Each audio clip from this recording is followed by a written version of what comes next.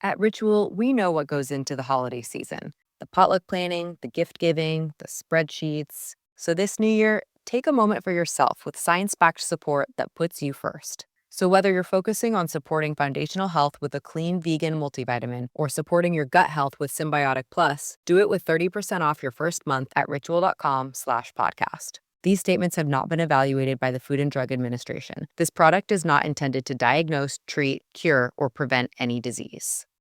At Ritual, we know what goes into a magical holiday season: the potluck planning, the gift giving, the spreadsheets. This new year, take a moment for yourself with simple, daily rituals that help you put your foundational health at the top of your to-do list. Ritual's Essential for Women 18 Plus multivitamin is a clinically backed multivitamin featuring 9 high-quality key essential ingredients to help you fill key nutrient gaps in your diet. Or maybe you're stressing your daily protein intake, or you want to double down on support for your gut microbiome. From plant-based essential protein to 3-in-1 pre, pro, and postbiotic strains with Symbiotic Plus, Ritual helps you focus on supporting your body after a long season of juggling everybody else. And for a limited time, do it with 30% off a 3-month supply at ritual.com/podcast. These statements have not been evaluated by the Food and Drug Administration.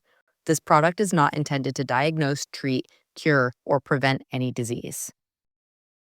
At Ritual, we know what goes into the holiday season: the potluck planning, the gift giving, the spreadsheets. So this new year, take a moment for yourself with science-backed support that puts you first. So whether you're focusing on supporting foundational health with a clean vegan multivitamin or supporting your gut health with Symbiotic Plus, do it with 30% off your first month at ritual.com/podcast. These statements have not been evaluated by the Food and Drug Administration. This product is not intended to diagnose, treat, cure, or prevent any disease. And boom! Common man, no show prep, no solid plan. Spins a yarn, begins a tale. The esoteric approach won't fail. Tune in, it's time for Common Man. Common man, charms the housewives like no one can. What'd you shoot? Where'd we play? Non-stop nonsense on deck today. Tune in, it's time for Common Man. Welcome back to the spotlight, young man. Why should anybody aspire to be a common man, an average man? Do you realize what it means to be average? That means you're the best of the lousiest, and the lousiest of the best. Now, if we demand more and more for producing less and less, while the have-not nations encourage and inspire and indeed require hard work and maximum effort, if we deify the common men while they encourage and reward the uncommon ones, well, the end result of such a lopsided race as that is too obvious to require elaboration. It's like, hello?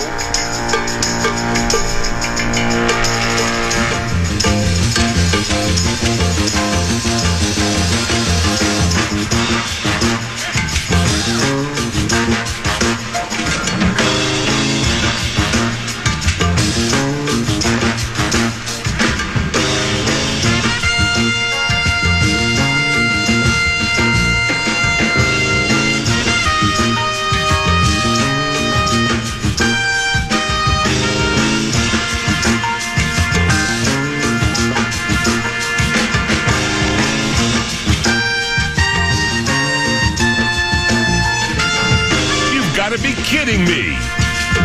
Stop! Totally able to regroup, then it's poked away by Burke, who takes over. Pushes it up ahead to McGregor. Holy Cross coming down with a 3-on-2. McGregor from the right side, centering feet. Oh my God! Yes! Oh, score!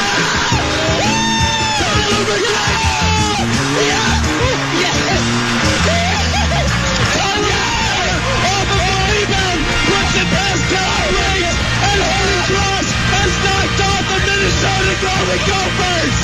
Oh, are you kidding me? Are you kidding me? Oh, yes! Oh, my goodness. We're not going home yet, baby! Just 53 seconds into overtime! And the Holy Cross Crusaders are mobbing Tyler McGregor and Tony Quesada! It's the second chance! It's the second effort! And it goes in! Do you believe in miracles? Yes! Yes, I do!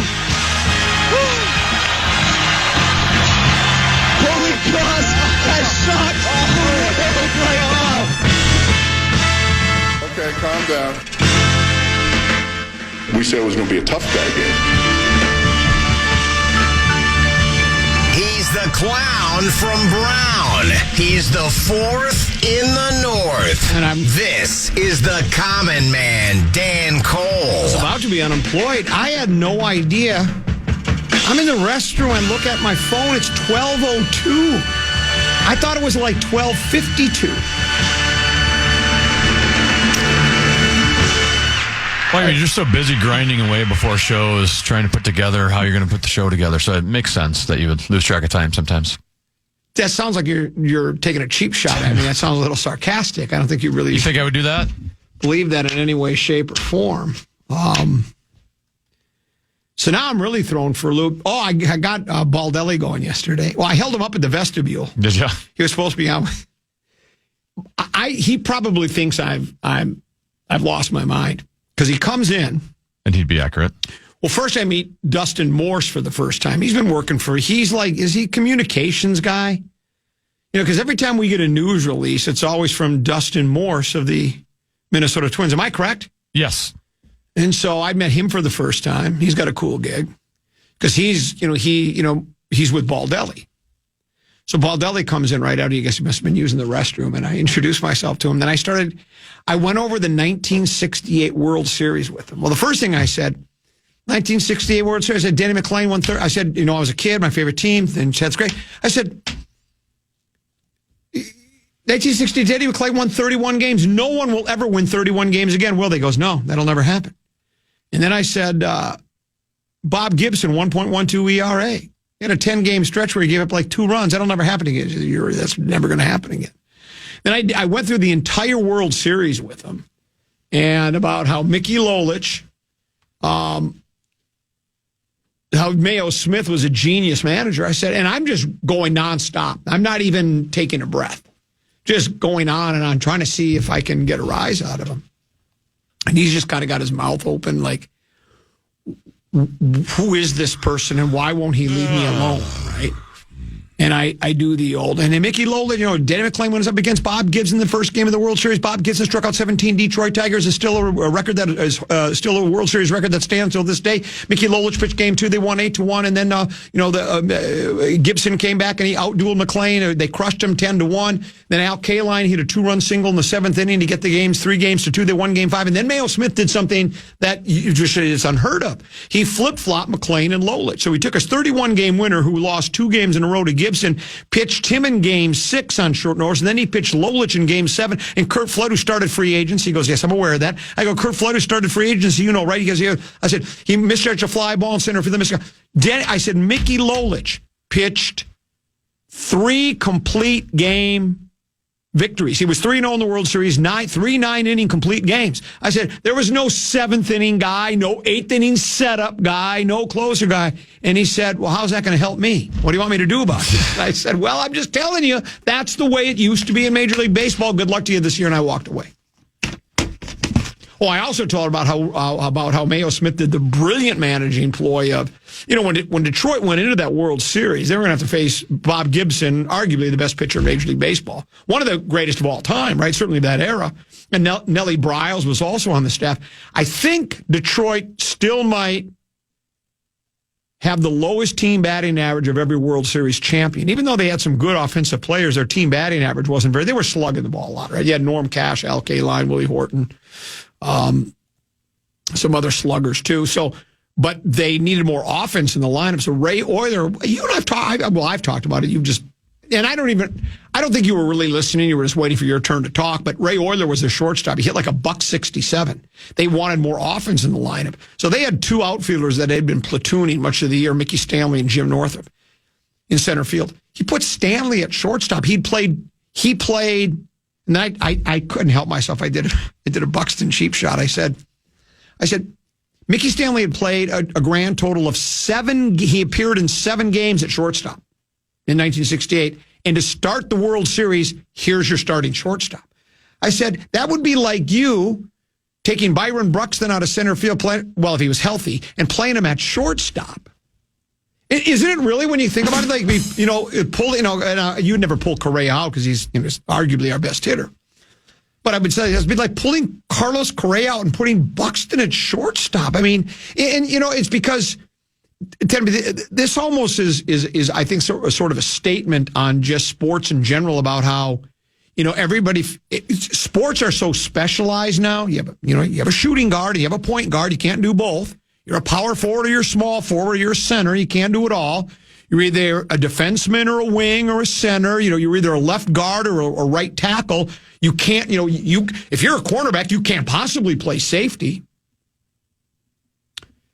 And here was a guy that barely ever, he was a center fielder. He was an outfielder, and he goes and plays probably in the most critical defensive position in the game to start the World Series, and they ended up winning the World Series. So for me, it's like, the idea that players can only play certain positions, and I get it. I mean, a 335-pound offensive lineman isn't going to be a quarterback. I mean, there are some limitations. But I sometimes think that's why you admire Deion so much. A guy that was able to play two different sports, not just two different positions. He played two different sports. Bo Jackson? Yeah, and so I just think that sometimes you get pigeonholed into a certain position. Well, that's why, even Travis Hunter for Colorado, who's basically best cornerback in football, college football, best wide receiver in corner football. I hope he doesn't go to the NFL and they're like, well, we just got to pick a position. Can't have you play both sides of the ball. Well, I think that's they unconventional. Will. I think they will, though. I think that's what they'll do because, again, you get to the NFL and it's like, kid, I know you could play Fridays and you played on Saturdays, but this is the NFL. This is different. Game's faster. It's different. And, truth be told, it's like, and I know what he's going through. I mean, when I played football, I don't know if you're aware of this. I don't talk much about myself in general, but specifically my athletic endeavors and achievements. But I used to play both sides of the ball in football back in 4th, 5th, and 6th grade. Coon Rapids Athletic Association. Fierce pass rushing, Rock and Gibraltar run stopping, defensive lineman, and a precise route running, and a pass catching tight end. It's difficult to play both. You get a little gassed a little bit, because it's not like you get, you force a 3 and out, and then you get to sit on the sideline where your team puts together an 8-minute drive, right? And you get to rest up. You're right back on the other side of the football. So it is more difficult, but there are players sometimes tend to be. And I guess this kid, what's his name again? The Colorado Travis kid? Hunter. Travis Hunter. He might be one of those that not only does he have the talent to play both positions, but he's also, again, I think that being tuckered during the game would be the biggest drawback, right? That you're never leaving the field if you're playing both sides of the ball, and in a physical demanding game that can get to you. But he's done it in college, right? Yeah, at a high level. At a very high level. So, and that's almost like, how we like to talk about how if you get a guy off the injury list, it's like a midseason trade, right? It's like we just made a trade. We got Kaprizov. It's just like we traded for Kaprizov, and we just traded for Spurgeon. He just came back too, right? He's coming back tonight. He's coming back tonight. It's like we just made in-season trades for Spurgeon and Kaprizov. They're the same things. You can't argue because we've been playing without them. I always love that one. You get a guy like this Hunter guy. It's like, well, you got 2 positions covered. It's like having 2 draft picks. Yeah. You got a defensive back, and you got a wide receiver. And you know what? If he gets to the pros and he struggles at one or it's not working, well, my guess is if he focused on just one of those, if you give him a chance to play both, then you go, this is not working. I mean, you're really good at wide receiver, but you're having trouble with these wide receivers in the National Football League. So, hey, will you have an emergency guy? You can be a 5th defensive back when we go into a nickel formation, but we'll play at wide receiver. So, but yeah, Rocco and I got along really well. And I just loved holding him up at the vestibule. I think he might have been late for Barrero's interview. Sorry, conversation. It's a conversation, not an interview. Well, we got plenty to get to today. It's very How about the new Bears coach taking cheap shots already? Did you see some of those? I did, yes. Yeah, let's take a look at that. This is getting to be fun. Football season never stops on the Fan, nor does an opportunity to win money. Tennebee's got a keyword for you. The Fan wants to give you a shot to put $1,000 in your hand with our national cash contest. Just enter the keyword bank at KFAN.com now for a shot at winning. The keyword is bank. Enter now at KFAN.com.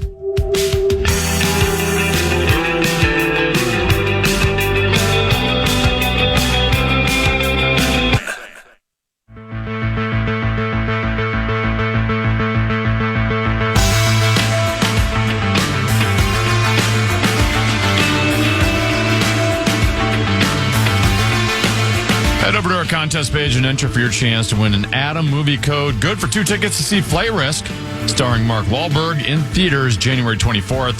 That's KFAN.com. Keyword contest to enter today. Couple 13, 14 past. This is the Common Man program. I'm Common. He is 10 and B. Legendary Mark Rosen will join us at 2 o'clock. Apparently, Deuce has decided to keep his nose in his textbook.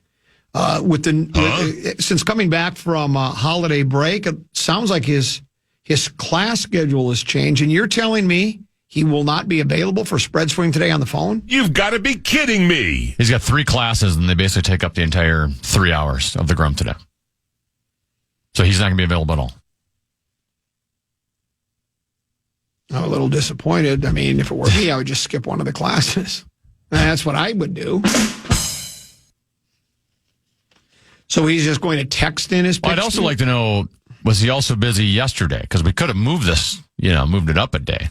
Yeah. We didn't have to do it today. Yeah. Well, he's not. If you think I failed to plan ahead, you should try Deuce. He never tries. And you know what else he did? He came back. His bedroom's a disaster, like every kid, right? And he's got, it looks like a hurricane. And I said, I need you to go through your room before you go back to Lincoln. I don't know what you're thinking going to Lincoln, but I need you to go through your room. And I know there are, he's really sentimental. He's got a lot of keepsakes in there. And I said, I know you're not going to keep everything in there. He goes, no. I go, well, then can you go through there and just throw in a pile the things you don't want so I can get rid of them? I want to downsize here because we might be putting the house on the market.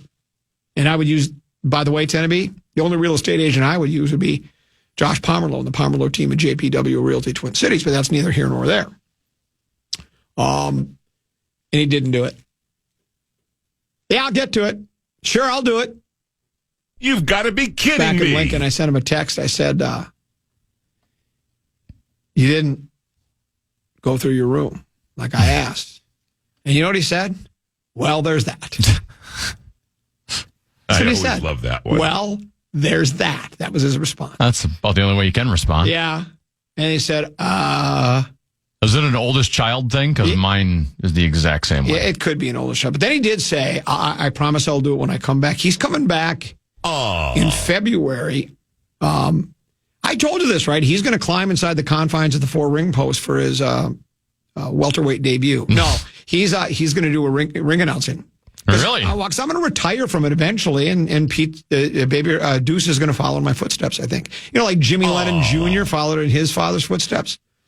So he's going to come back to town. He's going to be up in Hinckley. They got a pro boxing returns to Grand Casino Hinckley. And he's gonna announce a couple of the fights. Ladies and gentlemen, welcome to the main event of the evening. This is Grand Casino Friday Night Fights. So, so he says he'll do it then. Okay. So we'll see. But so we'll do. It's not the same because we don't get to laugh at each other. No, but we'll still do it anyway. And there's only 2 people remaining at that point. Yeah, and he's one of them. And he's one of them. So that kind of takes away from it. But it is what it is. You've got to be kidding me. A couple of giveaways yet today. We're down to 2 giveaways. We'll give away another $100 gift card to 5 Iron Golf, TrackMan Technology. It's in the North Loop. The official, unofficial ambassador to Minnesota Golf is a founders member. I'm one of the first people to sign up down there. So go ahead, get yourself ready, book a tee time, and get ready to win a $100 gift card. We'll give that away a little bit later. Then Don Felder of Eagles fame is going to be at TI tomorrow. We've got a pair of tickets to give away for that. Right now, though, it's time for Peek at the Purple, brought to you by Affordable Electric. Affordable Electric, family-owned business. They take extra care to do things right. After all, their name is above that door. Second-generation owners, and they take that responsibility seriously. For all of your electrical needs, you can rely on Affordable Electric. Affordable-electric.com. They're shockingly affordable. And our Peek at the Purple Tennessee, it is official now. The Pro Football Writers Association has named Vikings head coach Kevin O'Connell as the coach of the year. Oh my gosh, you are above average at that. I'm not a member of the Pro Football Writers Association. I would have given it to Dan Campbell. Actually, I would have given it. And here's what's crazy, because this is probably why. Well, I'm not a pro football writer, and probably I don't pay as close attention to football as I once did. Why did Dan Quinn get any votes at all? I'm assuming you have votes. That's a hell of a turnaround. Yes. That's a more amazing. I mean, I know Vikings were predicted to win 6 or 7 games. Washington was coming off a 4-win season. Now, I know they had Jaden Daniels, but maybe Dan Quinn's the quarterback whisperer. Now, he's a defensive coach, I think you said, yes. Right? He could still be quarterback whisperer. So, but congratulations to Kevin O'Connell. Well-deserved. I mean, certainly one of the... He certainly is one of the top couple of coaches this year in the National Football League. I would say win a playoff game and get back to me, but that's just me. I know they don't do it for postseason play, but so Kevin O'Connell is your coach of the year, and it looks like Tennessee, unless something changes, there's been no word. No one's hired Beeflo yet, right? No. And I'm beginning to think, and that's I don't even know if he has any interviews coming up. Well, and I think I really thought people told me, well, when you're suing the league, you're probably not going to get many opportunities to be a head coach because he has a lawsuit against the league. I was of the opinion that when you're looking to win in the National Football League, you'll pretty much overlook anything, right? If you really think this guy is going to take you to that next level and, give you the opportunity, put you in the mix for winning a big game, you'll overlook anything. But and I don't even know if that's why he's not getting more interviews, but he was a head coach. He's pretty good at it. I mean, I know he was 1 game under 500 over 3 years, but we've had there are other coaches that have struggled mightily that still get second chances that have had worse records than that. So, but it looks like for the time being, because did I hear? It was either on one of our sports updates during the Paul Allen Project, or maybe PA was talking about it. That did McCown say, I've got no interest in leaving for an offensive coordinator's job? Did I hear that? Did you hear that? Am I making that up? I did not hear that. I thought I heard that. I thought it was in their sports update just before the top of the hour. And maybe I misheard it, dreamt it. But they don't look like and now they may lose, I don't know, a strength coordinator or something, weightlifting guy. But it doesn't look like they're going to lose any coaches at all. Unless Beeflo does end up getting an interview somewhere. It's still early in the game. There's still other opportunities, but they'll have none. And then Detroit's entire coaching staff they're like their decimated defense. Their coaching staff's been decimated. Aaron Glenn took the head job with the New York Football Jets. Ben Johnson with the Chicago Bears. And then I think the Lions also lost another, like a defensive line coach, and he's now took like a defensive coordinator he's position. A defensive coordinator now with the under Mike Vrabel with the New England Patriots. So they've got plenty of coaches to replace. It's nice to have that continuity, Tennessee. It's and the Vikings are sitting in a pretty good spot. I mean, what's interesting is for a team that was 14-3, and you have your coach of the year, there's still a lot of question marks about this team. I mean, I think their quarterback positions, it's a good one to be in, right? I mean, you have a kid, we all know the Darnold story. He's still sitting there if you want him, and I'm not ready to completely write him off because of those 2 poor games. The Detroit game, I think, was really kind of on him more than the Rams game. I think the Rams just did a lot of things. I read a piece where what they did is they kind of know that, I think it was a Jets, I should find the story again. I think one of the Jets defenders was saying, well, we knew they were going to try to do these long pass patterns, so we built our defensive scheme in order, and we knew we could get pressure on Darnold that way because we'd have time to. And so, if that's on the coaching, I don't know. I mean, we don't run the ball. I mean, you've seen it. Touchdowns scored, rushing, we're one of the worst in the league. Our run game is okay, but it's not great. The middle of our line isn't very good. I mean, both the coach and the general manager admitted in their season-ending news conferences when they said, they didn't beat around the bush, Tennessee. They said we need some help on the offensive line. So there are still a number of question marks surrounding the club. They have a lot of defensive players who signed 1-year deals that they got to either re-sign. Is Hitman coming back? Do we want him back? So for a team that played as well as they did, there's still a lot of question marks. We'll get to a lot of them. I don't know if we'll have any answers, but but we'll get to some of them as today, I guess, as the days and the weeks and the months go on. Is combines next month, and then the draft, and plenty of free agency, plenty to get to. We'll pause. We'll come back. That was Peek at the Purple, brought to you by Affordable Electric. For all your electrical needs, affordable-electric.com. Remember, Affordable Electric is shockingly affordable. Short pause. More controversy next here on the Grum.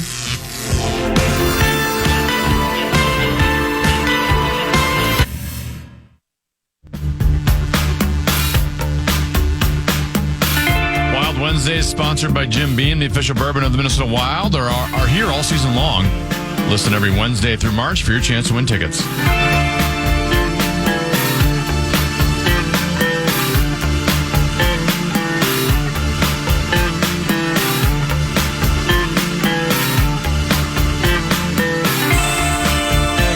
Couple 13-14 pass. Common here with 10 and B. Mark Rosen at 2. Deuce will text in his pick. Spread swing will be down to 2 after today. I think I do know one thing. 10 to B's out. Oh, it's so good. What was I going to say? You're so Kaprizov and Spurgeon are both back tonight. They're both back tonight. We're starting to get the band back together, and that leaves who's still hurt? Jonas Brodin. And then Marcus Johansson has missed the last couple, but he's not the same caliber as those other ones. Right. You'd rather have him than not, but sure. How much ground did we lose during this little when those two guys were out for a while? Because Kaprizov was out for a while, was he not? He's been out literally a month. He was December 23rd was the last time he played. So 1 month on the dot. And it started with, he's just going to miss practice. We got some things we're going to look at, and turned into a month. I think they were being extra cautious with him. That sounds like, if they'd been in the playoffs that he would have played, but probably making the smart move. But, the Wild are now 7 back of Winnipeg in the Central for the top spot in the West. That's not so bad. Well, they were closer to that than before. They're just 1 point ahead of Dallas, 2 points ahead of Colorado. They got 2 games in hand on Colorado. But I guess, because I haven't paid as close attention to the NHL in general, specifically the Wild, to me, when you have key players, I just felt like they were losing more ground than that. But that's not so bad. Now you got the band back together. Given the circumstances of who they had out for the stretch they had them out, you just wanted to weather the storm. Correct. You just didn't want to fall apart, and they weren't great during that stretch, but they weathered the storm. Yeah, and I think they did that, and that's good news for them. Meanwhile, your Minnesota Timberwolves beat the Dallas Mavericks G League club last night. They took everything they had to do it. They win by a single point. Doncic was out. Lively. Did I see this right? I mean, I remember he gave the Wolves a lot of issues last year in that Western Conference final. Is he out like 2 to 3 months? He had some injury. I thought I saw. Do you call that a Cryon? Yesterday, I thought I saw Lively out for an extended period of time. So they were without him last night. I think they were missing another key player. And the Wolves, full disclosure, the Wolves are missing the DiVincenzo character, which, I kind of dismissed his contributions this year. Chiron. Yeah, he plays for Dallas. Chiron Irving. You familiar with him? Very familiar. Yeah, Chiron had a nice night last night. Did he go off for like 30 or 40? He did. Ant was a little subdued. What did Ant end up with? I don't even think he got to 20, did he? I think he was in single digits. Must have annoyed him. You know how he is. He had the quote a couple of weeks ago, within the last couple of weeks, something to the effect of, well, I'm young. I like to score. I don't want to just be searching for a word again. I don't want to just be it's the word I'm looking for, tend to be when you want to actually score, you don't want to be a decoy. Oh yeah, got it. I don't want to be a decoy. He got 21 last night. Yeah, he got to 20, and I think a number of those came late because I was not watching the game itself. I was reading news or something, but I was checking the score periodically, and I would check the stat line, and he wasn't early on he wasn't particularly playing that well. But anyway, the DiVincenzo character over the last since he began starting for the Wolves, when Finch finally relented to pressure from fans and media, he really did. People kept saying, why do you keep going with the same starting lineup? Then he finally changed it. Tongue in cheek, he said, well, he basically said, yeah, he did it. I mean, it seems like he did it at the encouragement of the fans and the media, but I don't think he would say he did. But since DiVincenzo began starting for the club, his numbers had improved. So, but it's that third grade great toe sprain, which we looked into our WebMD website and saw that. That's where you've torn all your ligaments, and I mean it's just a mess inside that. And he's going for a second opinion, but this guy could miss 2 months or so, and that I guess you would that's not good for the Wolves. They need all hands on deck right now. I can't stress how much missing Bodega Cat has hurt this team, and I think most people would admit that, even if you are in agreement that they have to do something, right? I mean, the salary cap, the luxury tax apron, or whatever they call that, they needed to do something. I still was a little miffed that they decided to part ways with Big Meow. Well, looking back on it now, because a small sample size here, but Rudy Gobert's numbers have not been as good this year. He's not rebounding, especially on the defensive side, that he once was. And it's almost, looking back now, it's almost like they took Rudy over Big Meow in terms of who are going to pay big money contracts to. You gave up the amount of draft capital you gave up for Rudy, and then basically you had to push Bodega Cat out because you added another big contract. And now that aspect of it, I know they wouldn't have made it to the Western Conference Finals last year without Rudy. You needed all of them together for that 1 year run. But long term, you wonder, man, should we have just stuck with Bodega Cat and not have made the Rudy Gobert trade? Yeah, well, you could make that argument, and I would. And if you remember, the day the deal was announced, I said, I did a Ben Lieber. I don't like this, but I'm willing to try anything at this point, because we all know the history of the Wolves. They had that one run in 2000, 2004 when they went to the Western Conference Finals and lost to Kobe and the Lakers. But other than that, the team never got out of the first round. So it's like, well, we got to try something, and it really worked. It worked pretty well the first season. They won a playoff series, didn't they? They lose in the second round, and then they ran it back, and we saw what happened. We were able to dump Denver, and then we got beat up pretty bad by the Mavs. But it's beginning to look like that wasn't the best trade in the world. And the other thing I don't want to say this is alarming, but at least 2 times, maybe 3 or 4, I've seen the quote from Finch, and then Rudy seconds it, where Finch says, well, we need a little bit more rebounding than we're getting right now. That sometimes Gobert just seems to disappear.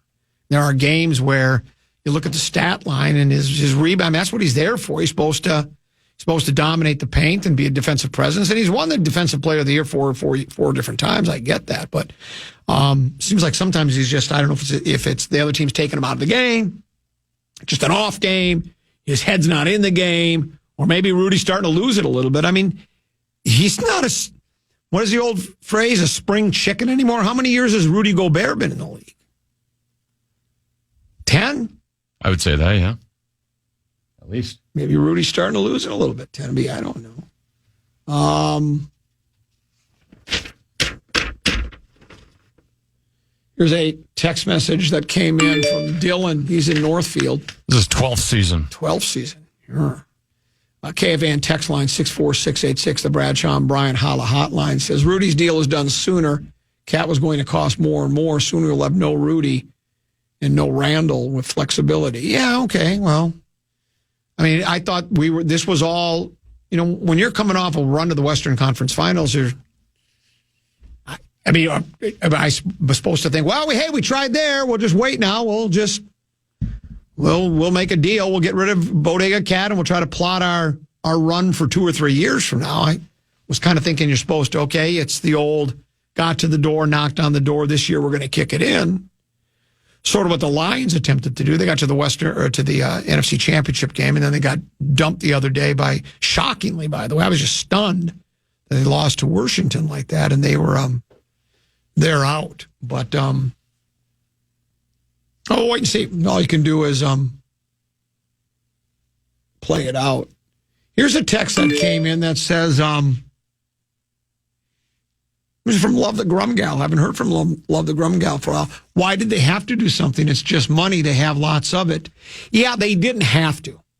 I think the biggest issue is, you have to pay into the luxury tax or even more money. Yeah. And then the other thing is, I think when you get to that second apron, if I understand it correctly, maybe he's somebody that gets this stuff better than I do. Maybe but you get other, for lack of a better term, punishments, draft picks, this, that, the other thing. So it's not just that you have to pay in more money, because Love the Grum Gal is right. If you're one of those billionaires, it's like, well, there's plenty more where that came from. Punish me all you want. I want to make a run here over the next few years to win a title. But I think there are other things the league does to you that really hurts the team.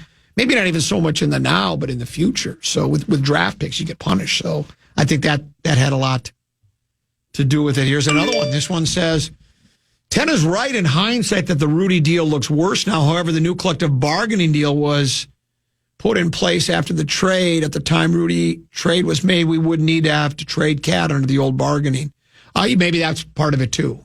Again, it's beyond me. This one says, Timberwolves sold high on Cat based on what his injury history had been the past couple of years, along with plateau production. I didn't hate the move at the time, although it looks pretty bad when he's exceeding expectations in New York. It don't come easy, guy. Well, and I don't know, so much has been said, Tenneby. It seems like in the last few years, than at any other time in the world of sports is your whole life, just sports, this buzzword, the culture that you create, right? And how the team feels, it's all for one and one for all, and the chemistry in the locker room and how important these things are. I think I remember over the years there have been teams that basically most of the players really didn't get along, but they still won games. That's probably a unique circumstance, but I think, when you're one big happy family, when everybody is, getting along, knows their role on the team, it obviously benefits the club. But if you believe in those things, if you believe in chemistry, if you believe in culture, then what you and I discussed is, I know it was becoming Ant's team. I still think it was Cat's team. I think the relationship between Cat and Ant seemed to be, I don't think it was a facade. I don't think they were just pretending they got along. I think they had a mutual admiration for each other, and they went to the mat for each other, right? Mm-hmm. And if you'll remember, Ant really was working hard to try to get some kind of chemistry going with Gobert, and it's well documented that Bodega was, he could have been bitter. Why did you bring in a big guy like that? Why did you bring in? He welcomed Gobert, and he played whatever role he wanted. He'd been here with the club for his first 8-9 years in the league, never demanded a trade, was loyal to the club. And I think they had a really good mix and a good chemistry and made a nice run. Then all of a sudden, 3 days before the season starts, you trade him. That's what gets me, the timing of it. Yeah. And maybe that... everything coaches you were planning going up to the season, well, just throw that out the window, start over. Same with their team chemistry. Yeah, that's what it seems like to me. This person says the Cat trade was made assuming Ant would ascend to a leading NBA player. He has regressed this year, and it makes the Wolves miss Cat's scoring. Has he really regressed? I mean, he still seems to be playing. I mean, and I know it's not all offense, right? But he still scores a lot of points. I mean, he, generally speaking, last night, you look at 21 and you're disappointed, and there's a lot of guys in the league would kill that 21 points a night, He seems to move the ball right. He gets a little sticky, does get a little, sometimes he likes to play a little hero ball. Defensively, I'm not watching every game. He can play defense when he wants to, so, but maybe that is part of the reason. Maybe they thought, okay, it's time to move on. Here's,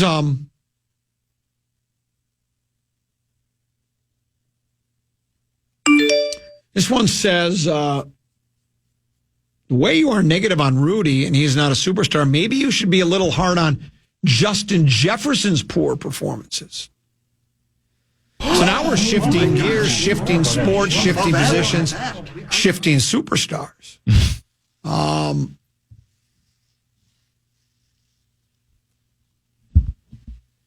He's an all-pro. He must have done something right. Wasn't he named an all-pro this year? That's even bigger than being a Pro Bowler. Yes. All-pro is like the guy. The only thing better than all-pro is being the NFL Man of the Year. At least the players say that means more to them than anything. And I think it is. I think that's a much cooler award when you're a Man of the Year. So that means on the field and off the field, you do things for everybody.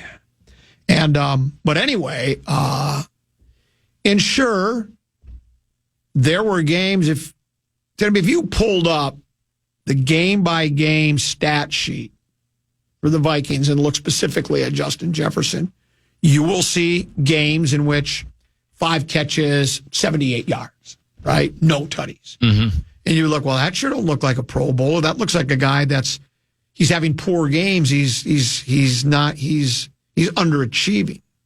He's not exceeding expectations. He's not even meeting expectations. But it's more complicated than that. Teams have said, we've seen it. We're going to double up on him, and you have to beat us somewhere else. That's one reason why Addison has been, he's turned into a really good wide receiver. Part of that reason is because there is so much, am I right? Do you agree with this? There's so much attention paid to Jets that Addison's going to get a lot of single coverage. He's got talent. He's a good kid. I mean, take Jefferson away, and how good do you think Addison is alone on the Vikings? I don't think he posts the kind of, he'd still be good.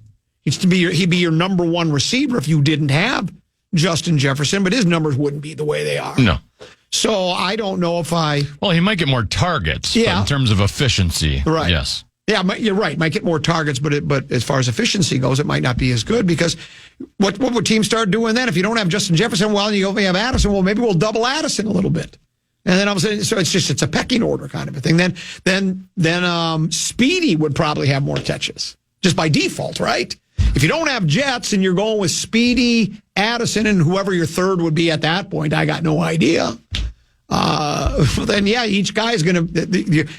The number 2 receiver is just by default probably going to get more throws. He's going to get more targets because the other guy's being doubled by the other team. It's just a little bit of an apple to oranges argument because in basketball, right, like one guy can take over a game a lot easier than a wide receiver in football where you have to depend on a quarterback getting you the ball. You have to depend on the offensive line protecting for your quarterback. Like you're a little bit more, the game's not all in your hands like it can be on a basketball court. Yeah.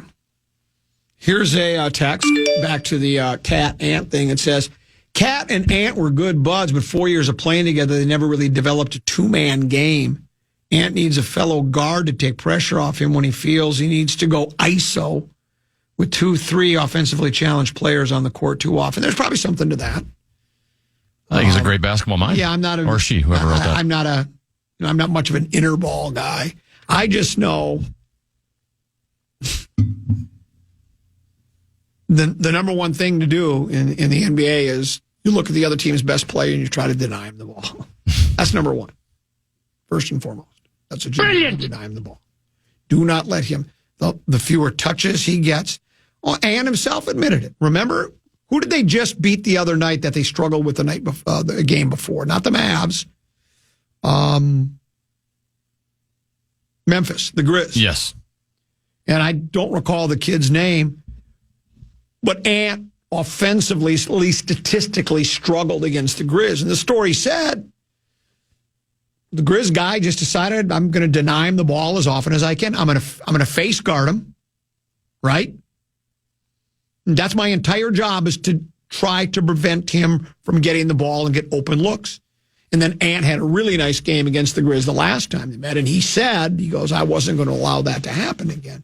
So you can't, just because you want to deny somebody the ball doesn't always mean it's going to work. That's the best way to slow somebody down.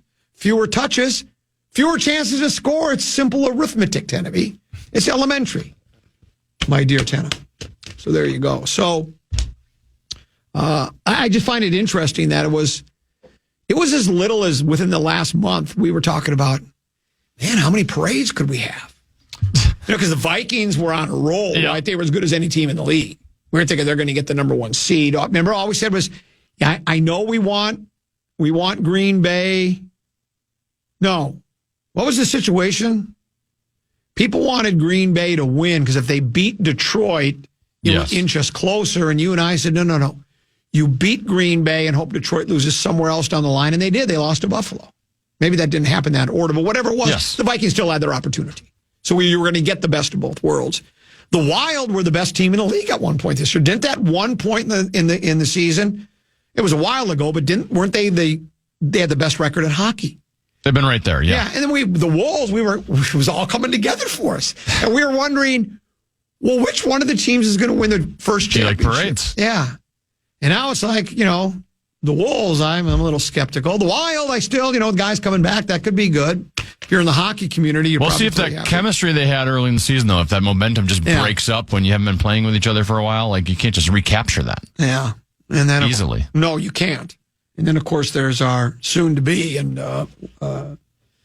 big game world champions in the Vikings. I think the future's bright. We just signed, we just extended the National Football League's Coach of the Year. What more do you want? Do we need to even do any more?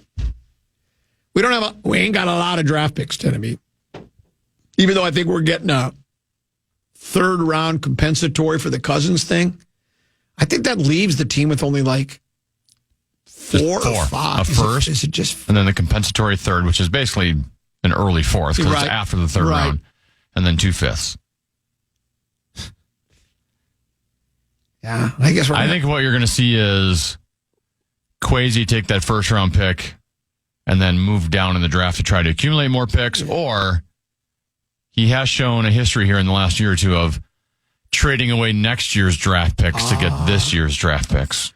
Or, you know what you do? You just keep the draft picks you have and you just take all of that salary cap money. That's at $70 million. Apparently, I thought I read there's no team in the NFL with more salary cap dough than the Vikings. I think we're number 1.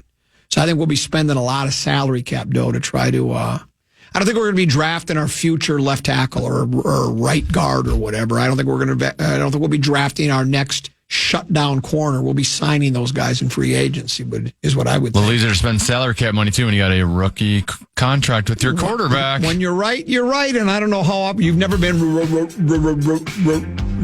wrong. 534 top of the hour. Tenna, what you got? Yeah, we take a deep dive on a specific Vikings position group. Got you.